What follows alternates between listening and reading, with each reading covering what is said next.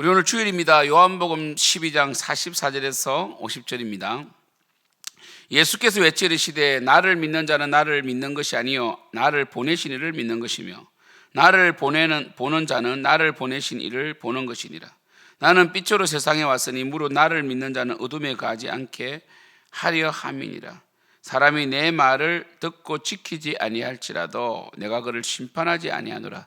내가 온 것은 세상을 심판하려 함이 아니요 세상을 구원하려 함이라. 나를 저버리고 내 말을 받지 아니하는 자를 심판할 리가 있으니 곧 내가 한 그 말이 마지막 날에 그를 심판하리라.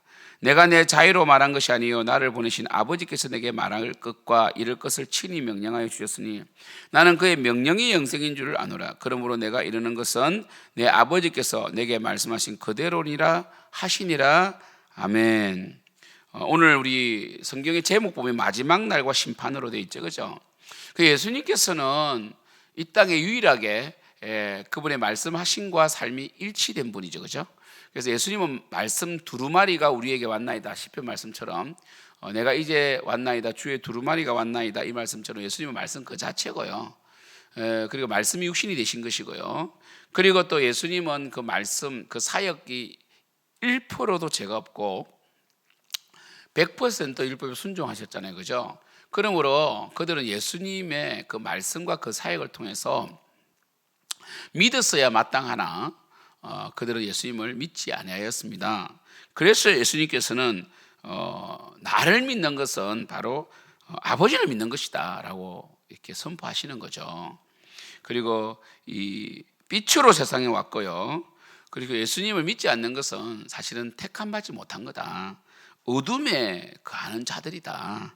그래서 예수님께서는 결국 어둠에서 우리 골로새서 말씀 나오잖아요. 예수님께서 골로새 1장에 보면 나옵니다. 이 어둠의 근세에서 우리를 건져내사 그의 사랑의 아들의 나라로 옮기셨다. 예수님께서는 결국 우리를 어둠에서 건지시기 위해서 오셨고요. 그래서 결국 우리가 구원받는 것은 뭐냐? 바로 말씀을 통해 구원받는 거죠. 그래서 물과 성령으로 거듭나지 아니하면 하나님 나라를 볼 수 없다 할 때 물은 말씀이죠, 말씀. 그죠? 성령께서는 말씀을 통해 역사하시는 거죠. 그래서 이 물과 성령을 해가지고 물 세례에 뭐 큰 힘을 불어넣는다든지, 그래서 이단 중에 대부분 이단들이 그래 어떤 행위에 이 집례되는 것에 막 이 절대성을 부여해서 세례받지 않으면 구원받지 못한다 이렇게 말하지만 성령 세례를 말하는 거지 물 세례를 말하는 게 아닙니다. 그래서 뭐 침례교는 물에 빠뜨리고 우리 장로교는 물을 뿌려서 이렇게 세례식을 하는데 침례식 세례식을 하는데 별 차이는 없고요. 물을 붓는 데도 있어요. 이것은 이 죽었다 살아났다와 그리고 이 침례교는 죽었다 살아난 것을 강조하기 위해서 물에 빠뜨렸다가 그저 한 5초나 이렇게 나오는 거고, 그 다음에 이 장로교는 이 성화, 칭의와 성화는 분리될 수 없는 이중 은혜니까, 그래서 예수님께서 이 성화와 칭의는 하나니까요, 그죠? 그래서 이 예수님이 제정하신 대로 우리가 정말 이 물로 세를 주거든요. 그래서 이 물은 성령 세례의 표지, 물 세례 받을 때에서 구원받는 건 아니죠. 그래서 이 물과 성령은 말씀과 성령이죠. 그래서 보시면요, 예수님이 이렇게 말씀하십니다. 47절에 사람이 내 말을 듣고 지키지 아니할지라도 내가 그를 심판하지 않겠다 이렇게 말합니다. 그래서 예수님께서는 내 말이면 이거는 예수님 말씀에 문제가 있다는 게 아니고 내 말을 듣고 지키지 않으면 내가 심판하지 않겠지만 예수님께서는 자신의 말씀을 하신 적이 없거든요. 그렇잖아요. 보세요. 내가 온 것은 세상을 심판하라 함이 아니요 세상을 구원하라 합니다. 예수님께서는 말씀을 통하여 구원하러 오셨는데 이 구원자이신 예수님을 배척한다면 구원받지 못하는 것이고, 그리고 나를 저버리고 예수님 자체가 말씀인데 그러니까 나는 예수님을 믿지 않고 말씀을 믿는다, 이거는 말이 안 돼요. 사실은 말이 안 되는데 하도 믿지 아니하시니까 예수님께서 나를 저버리고, 그러니까 내 외형을 저버리는 거죠. 내 말을 받지 아니하는 자는 심판한다는 거죠. 그죠? 그러니까 만약에 예수님께서 이 47절 말씀은 뭐냐면 내가 내 개인적인 이야기를 했다든지 하나님의 말씀이 아닌 것을 말했다면 심판을 받지 않겠지만, 내가 보세요. 49절에 내가 내 자의로 말한 것이 아니요 나를 보내신 아버지께서 내게 말씀할 것과 이럴 것을 친히 명령해 주셨으니, 그러니까 내가 한 모든 말씀은 하나님의 말씀이다. 근데 너희들이 이 하나님 말씀을 받지 않는 것은 결국 하나님을 믿지 않는 것이다. 그래서 그의 명령이 영생이다 이렇게 말씀하시잖아요. 맞죠? 명령이 영생이죠. 하나님 말씀이 영생이죠. 그리고 우리가 구원을 받는 것은 말씀의 역사예요. 성령께서 말씀을 믿게 하여 우리를 구원하신다. 그래서 요한복음 특별히 이걸 많이 강조하죠. 내가 하늘에서 내려온 산떡이다라고 하셨고, 그리고 뭡니까? 하나님께 속한 자는 하나님 음성을 듣나니 이렇게 말씀하시잖아요. 하나님께 속한 자는 하나님 음성을 듣는다는 거죠.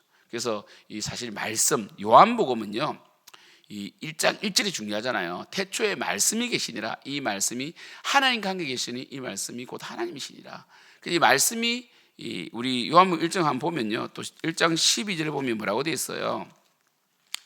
또 요한복음 1장 12절 보면 영접하는 자, 곧 자기 이름 그 이름을 믿는 자들에게는 아버지의 영접하는 자, 곧 그 이름을 믿는 자들에게는 하나님의 자녀가 되는 권세를 주셨다.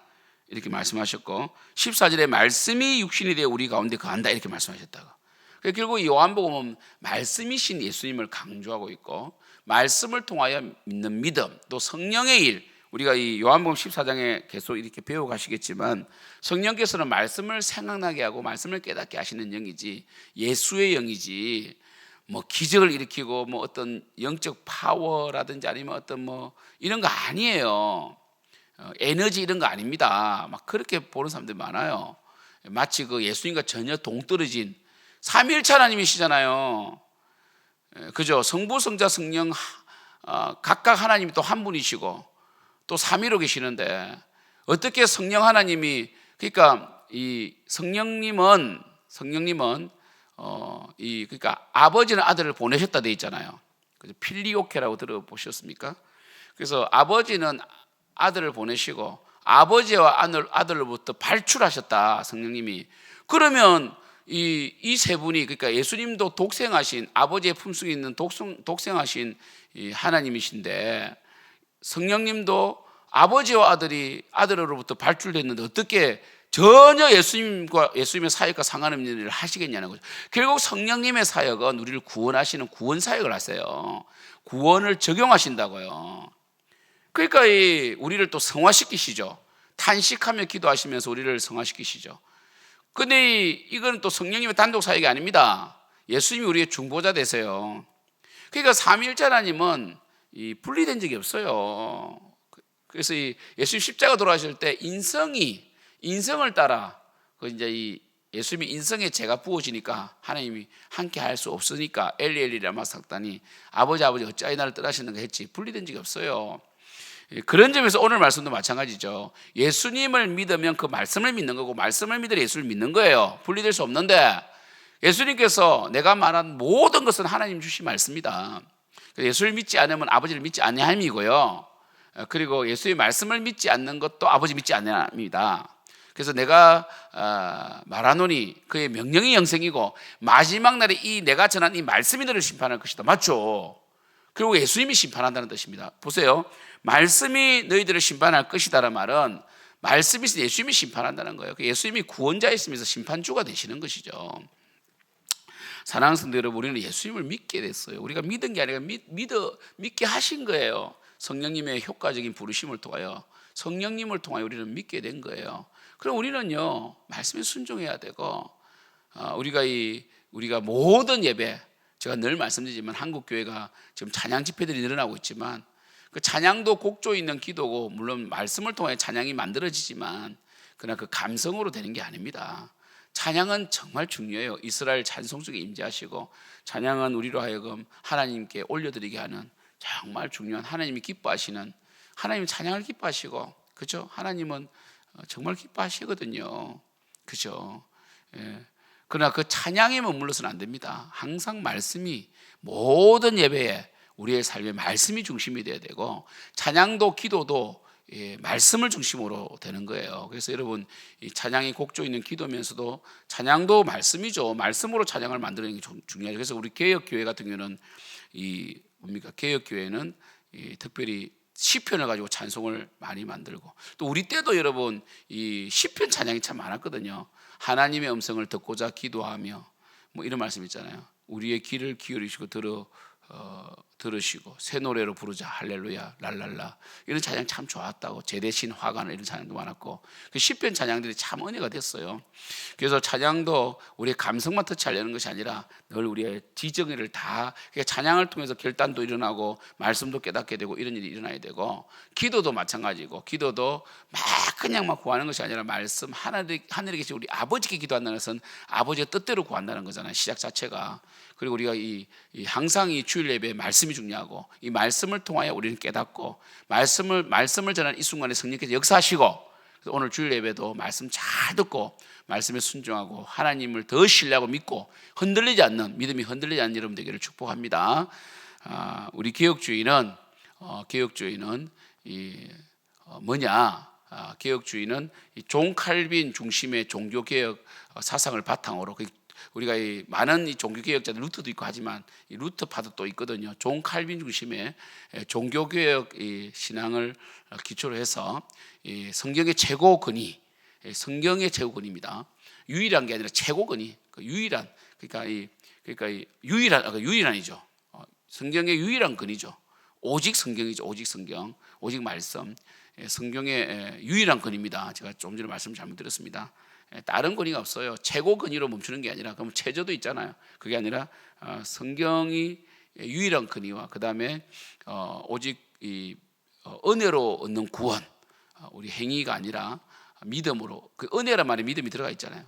오직 은혜로 얻는 구원과 그 다음에 하나님의 통치와 그리고 이 문화 변혁까지 다 포함하거든요. 그래서 우리가 단순히 우리는 천국만 바라보는 것이 아니라 이 땅에 하나님 나라를 세워나가는 것이 바로 개혁교회입니다. 개혁주의고 우리는 오직 성경, 그러니까 왜 예수님이 말씀이시고 이 말씀이 마지막 날에 우리를 심판한다라고 말씀하시잖아요.